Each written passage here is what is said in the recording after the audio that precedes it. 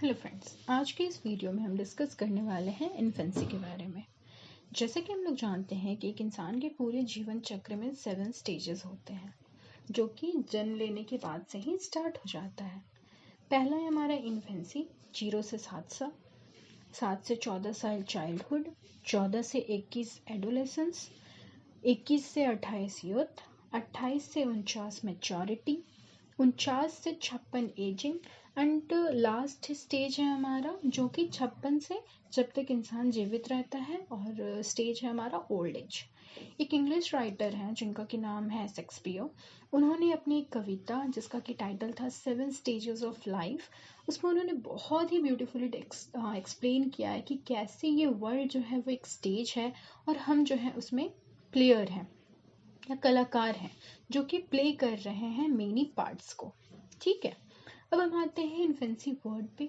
तो जो infancy word है ना, लैटिन वर्ड इन्फेंस से लिया गया है, जिसका कि मतलब होता है अनेबल टू स्पीक। ये जो पीरियड होता है इसमें हम लोगों के लिए बहुत ही एक्साइटिंग पीरियड होता है, क्योंकि इसमें हम लोग जो है ना, बच्चे का पहला स्माइल, उनका पहला रोना, उनका पहला हंसना, उनका पहला शब्द, उनका पहला कदम, ये सब चीज़ जो है वो उनका पहला पहला जो है वो हम लोगों को देखने का सौभाग्य होता है। और ये जो इन्फेंसी स्टेज है ना, इसमें एक चाइल्ड का ग्रोथ के लिए जो उनका ग्रोथ और डेवलपमेंट होता है वो बहुत ही रैपिड भी होता है, तो इसलिए बहुत ज़रूरी है। जो 20th सेंचुरी था ना, वो उसको हम लोग सेंचुरी ऑफ चाइल्ड कहते हैं। पता है क्यों? क्योंकि ये जो पीरियड था इसमें बहुत सारे चाइल्ड साइकोलॉजिस्ट जो है वो चाइल्ड के ग्रोथ और डेवलपमेंट में कार्य किए थे, और वो लोग ऐसा परिणाम पे आए कि ये जो इन्फेंसी स्टेज है ये बहुत ही इम्पॉर्टेंट स्टेज होता है, as it needs more care, love, affection. ठीक है, और ये भी बोलते हैं कि ये जो स्टेज है ना, ये तैयार करता है इन्फेंट को उनके फ्यूचर लाइफ के लिए। चलिए, अब हम थोड़ा इन्फेंसी के बारे में देख लिया। अब हम थोड़ा आते हैं कि एक इन्फेंसी में क्या क्या उनका फिजिकल डेवलपमेंट होता है। ठीक है, पहले आते हैं हम लोग उनके वेट और लेंथ में। अगर हम कंपेयर करें बेबी बॉय और बेबी गर्ल में, ठीक है, तो इसमें बेबी और बॉय और बेबी बॉय जो है वो वेट और लेंथ दोनों ही में बेबी गर्ल के कंपैरिजन ज़्यादा होता है। ठीक है, तीसरा है हमारा हेड। जो बच्चे होते हैं उनका जो हेड का लंबाई होता है उनके शरीर की कुल लंबाई का 1/4 होता है। जब बच्चा 2 साल का 2 महीने का हो जाता है तो उनका सर जो है ना वो बहुत रैपिड इंक्रीज करता है, बट फिर वो धीरे धीरे कम होने लग जाता है। चौथा है हमारा जो बोन्स के बारे में।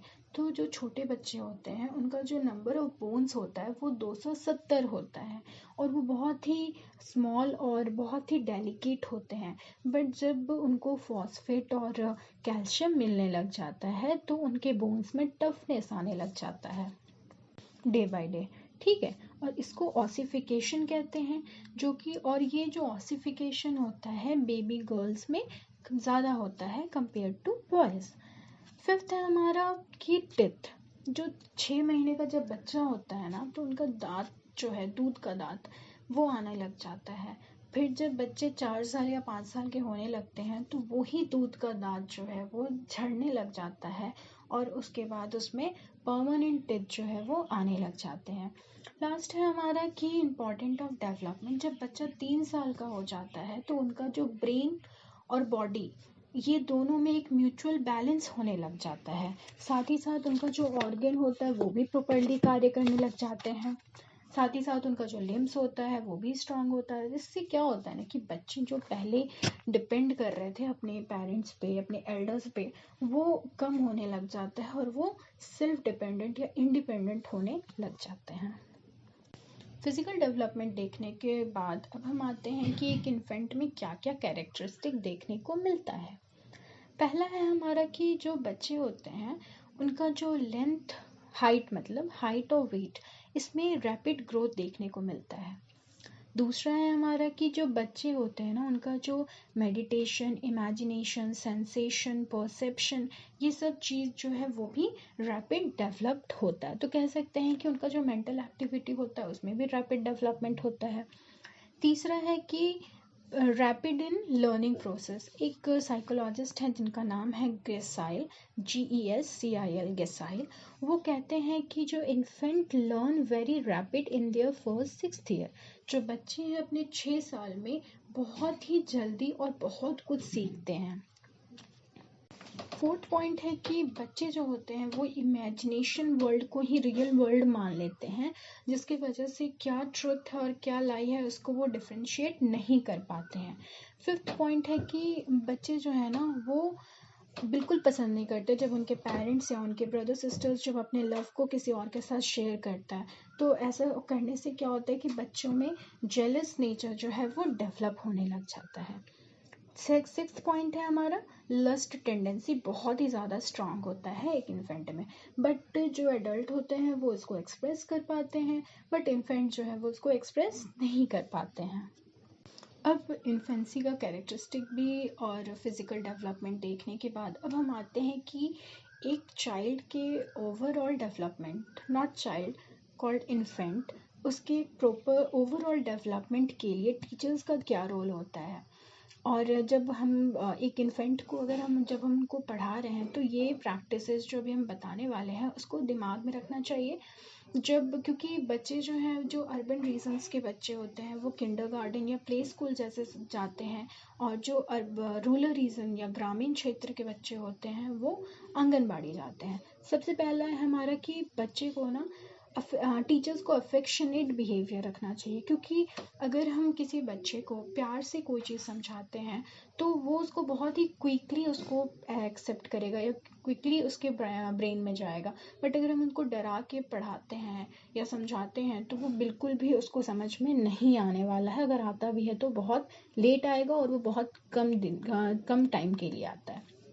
दूसरा है कि टीचर का मोरल ड्यूटी होना चाहिए कि उनका क्यूरियोसिटी को सेटिस्फाई करें, क्योंकि हम लोग जानते हैं कि इस स्टेज में बच्चे जो होते हैं बहुत ही क्यूरियस होते हैं। तो एक टीचर का रोल भी होना चाहिए कि उनके क्यूरियोसिटी को, उनके जो सवाल हैं उनको जवाब देने का। तीसरा है कि बच्चे जो हैं, जैसे कि हम लोग जानते हैं कोई इमेजिनेशन पावर बहुत ही ज़्यादा होता है, तो एक टीचर को क्या करना चाहिए कि उनको बताना चाहिए कि क्या रियलिटी है, क्या इमेजिनरी वर्ल्ड और रियल वर्ल्ड, उनसे उनको बताना चाहिए कि उनके बीच में क्या अंतर है। ठीक है। चौथा है हमारा कि बच्चे को ना मौका देना चाहिए सेल्फ असर्शन के लिए। इसके लिए क्या करना चाहिए कि टीचर और पेरेंट्स दोनों को ही टास्क देना चाहिए बच्चों को, जिससे क्या होगा कि वो उनको मौका मिलेगा अपना सेल्फ असर्शन या सेल्फ वर्थ के लिए। सिक्स्थ है कि बच्चे को ना पढ़ा कर तो नहीं, बट हमको उनको सिखाना चाहिए करने और खेलने से, क्योंकि एक स्ट्रैंग नाम के साइकोलॉजिस्ट है वो भी कहते हैं कि जो बच्चे होते हैं ना वो खेल खेल में किसी चीज़ को बहुत जल्दी और बहुत ही अच्छे तरीके से सीख पाते हैं। सेवन्थ है कि बच्चों में गुड हैबिट को डेवलप करना चाहिए, क्योंकि हम लोग जानते हैं कि जैसा बीज रोपेंगे वो वैसा ही वृक्ष देगा। ठीक वैसे ही ये जो इन्फेंसी स्टेज है वो एक ब्रिज है, बीज है, और उनका जो होल लाइफ है या जो उनका जिसमें वो सक्सेस करेंगे वो एक पेड़ है। तो ये एक राइट टाइम होता है जिसमें टीचर जो है वो बच्चे में गुड हैबिट को फॉर्म कर सके या गुड हैबिट डेवलप कर सके। एट्थ पॉइंट है कि बच्चे को मौका देना चाहिए उनके मेंटल एक्टिविटी डेवलपमेंट के लिए। ठीक है, उस कैसे, तो उनके थिंकिंग पे उनका जो अंडरस्टैंडिंग लेवल है वो सबको इन्हेंस करवा के। नाइन्थ है हमारा कि बच्चों में ना क्लीनलीनेस सिखाना चाहिए। जैसे हम लोग जानते हैं कि एक स्वस्थ शरीर में स्वस्थ मन जो है वो रहता है। ठीक है, तो बच्चे को सिखाना चाहिए कि कैसे साफ पानी पीना चाहिए, शरीर को कैसे साफ रखना चाहिए, दांत, ये सब चीज़ उनमें क्लीनिनेस जो बिहेवियर है वो उनमें डेवलप करना चाहिए। एंड द लास्ट पॉइंट कि बच्चे में सेल्फ डिपेंडेंसी जो नेचर है उसको डेवलप करना चाहिए। तो क्या होगा कि वो मोटिवेट करेगा चाइल्ड को सीखने के लिए या किसी चीज़ को करने के लिए, और वो क्या होंगे, वो सेल्फ डिपेंडेंट हो जाएंगे। ठीक है, बट उसके लिए क्या करना चाहिए, बच्चे को फ्रीडम देना चाहिए जिससे कि उनका जो सेल्फ डिपेंडेंसी नेचर है वो डेवलप हो सके। तो इस वीडियो में हमने एक्सप्लेन किया इन्फेंसी के बारे में, इन्फेंसी में क्या क्या फिजिकल डेवलपमेंट होता है, क्या क्या उनमें कैरेक्टरिस्टिक होता है। साथ ही साथ हमने बताया कि एक ये इन्फेंसी स्टेज के जो इन्फेंट होते हैं उनका जो ऑलराउंड डेवलपमेंट के लिए इस स्टेज में टीचर्स का क्या क्या रोल होता है। Thank you. I will come with my next video.